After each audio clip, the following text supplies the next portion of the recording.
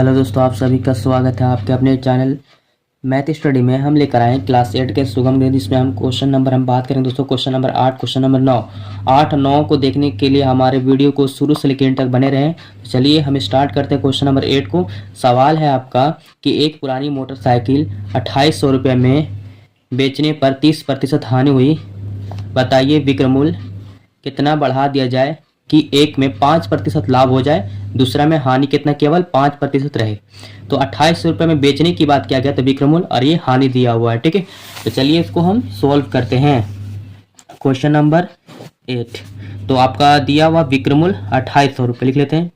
विक्रय मूल्य बराबर शॉर्ट में 2800 रुपया। ठीक है, अब हानि कितना है 30%। ठीक है, हानि बराबर लिख लेते हैं 30%। तो आपको हमने फार्मूला बताया था दोस्तों, है ना। ये फार्मूला पे ही आपका काम करेगा, ये दोनों का 5 6। ठीक है, तो चलिए विक्रय मूल्य तो हम जानते हैं, विक्रय मूल्य बराबर फार्मूला क्या होते हैं। ठीक है, विक्रय मूल्य बराबर क्रय मूल्य इंटू 1 प्लस नहीं बल्कि हानि है तो यहाँ पे माइनस करना पड़ेगा। ठीक है, बटे में 100 हो गया। ठीक है, उसके बाद देखिए विक्रय मूल्य कितना 2800 रुपया लिख लीजिए, और उसके बाद क्रय मूल्य कितना है नहीं दिया हो तो यहाँ पे 1 मान लीजिए। फिर 1 माइनस दर कितना है 30/100, 1 जीरो से 0 कट जाएगा। उसके बाद क्या कीजिए कि 2800 हो जाएंगे बराबर x, एलसीएम निकालिएगा तो कितना 10 माइनस 3 रह जाएंगे। ठीक है, उसके बाद देखिएगा कि 2800 बराबर x इंटू 10 में से 3 जाएंगे तो 7 बटा हो जाएगा आपका 10। देखिए 7 चौके 28, ऊपर पर काट सकते हैं तो 4 0 मतलब कि 400 भर में, और गुना 36 गुना कीजिएगा तो आपका कितना आ जाएंगे 4000 आ जाएंगे आपका। ठीक है, यानी आपका क्रय मूल्य जो होगा वो इस प्रकार 4000, ऐसी 4000 जो निकला है तो विक्रय मूल्य कितना में बेचा जाए किस तरीके से।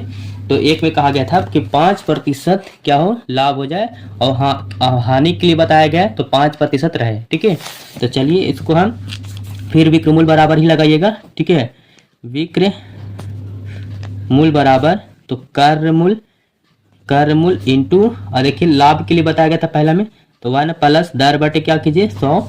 ठीक है, अब यहाँ पे देखिए क्रय मूल्य कितना आ गया 4000, 1 प्लस दर कितना है 5, और बटे में कितना 100 हो गया। ठीक है, उसके बाद काटिए 20 बचे 100, यानी आपका आ जाएगा 4000। एलसीएम निकालिएगा तो कितना हो जाएंगे 21/20 हो जाएंगे। ठीक है, उसके बाद देखिए यहाँ पे 4000 गुना 21/20, अब 1 जीरो से 1 जीरो ये कट जाएंगे।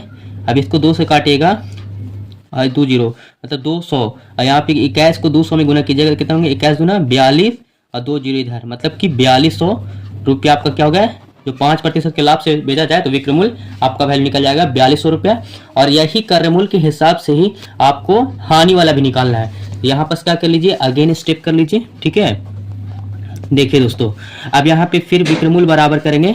ठीक है, तो क्रय मूल्य इंटू 1 माइनस दर बटे 100 हो जाएंगे, क्योंकि 5% हानि बताया गया है। अब देखिए तो क्रय मूल्य 4000 हो जाएंगे आपका, फिर 1 माइनस और उसके बाद 5/100 कीजिएगा तो 20 25 100, यानी आपका 4000, और एलसीएम निकालेगा तो 20 माइनस 1/20 हो जाएंगे। तो यहाँ कितना जाएंगे आपका 4000 घटाइएगा तो 20 में से जाएंगे तो कितना बचेंगे 19, और बटा में 20, 1 जीरो से 1 जीरो कट जाएगा आपका। फिर 2 से काटेगा तो 2 दूना 4, फिर इधर 200 भर में, यानी कि 200 गुना 19 की जगह तो 19 दूना कितना होंगे 38, मतलब कि 3800 रुपया दूसरा अगर बेचा जाए, है ना, इतना में बेचेंगे तब उसका 5% क्या हो जाएगा आपका हानि हो जाएगा। यहाँ पे आपका जो 2800 विक्रय मूल्य है, ठीक है, ये फाइनल नहीं है बल्कि यहाँ पे 5% लाभ होना चाहिए कितना बेचा जाए इस तरीके से। ठीक है, तो अभी देखिए इसके हिसाब से निकालें तो विक्रय मूल्य वाला कितना 4200, इस 4200 में से ये वाला क्या करेंगे घटाएंगे तो पता चल जाएगा हमें कि कितना खरीदारी हुई। ठीक है, तो चलिए हम क्या करते हैं कि अगर हम क्रय मूल्य अगर देखा जाए फाइनली हमारा कितना हो जाएगा, तो यहाँ पर क्या करेंगे कि 4200 है ना, यहाँ पे 4200 में ये 2800 रुपये का करेंगे घटा देंगे। ठीक है, तो देखिए 4200 में से 2800 घटाइएगा, 0 का 0 0 का 0 एक हासिल 12 में से तो कितना हो जाएगा 8 4 12, और 3 में से 2 जाएंगे 1, मतलब कि 1400 रुपये आपका ये आपका परफेक्ट आंसर होंगे दोस्तों। ठीक है, फिर दूसरा वाला कंडीशन में करेंगे क्रय मूल्य करना है तो उसके बाद क्या करेंगे फिर इसमें से 3800 जो आए हैं ये वाला, और ये 2800 जो देख रहे हैं इसको क्या करना होगा माइनस करना होगा फिर।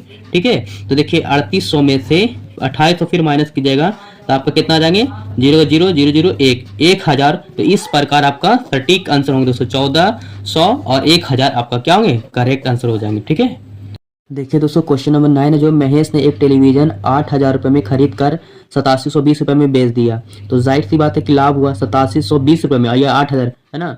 तो इसके बाद क्या करना, सुरेश ने उसी प्रकार भी 6,000 रुपया दूसरा टेलीविजन खरीद कर 6600 रुपये में बेच दिया। ठीक है, तो अभिकलित करके बताइए कि किस व्यक्ति ने अधिक लाभ उठाया। ठीक है, तो पहले व्यक्ति के लिए करते हैं महेश के द्वारा। ठीक है, तो पहले लिखते हैं यहाँ पे क्वेश्चन नंबर 9।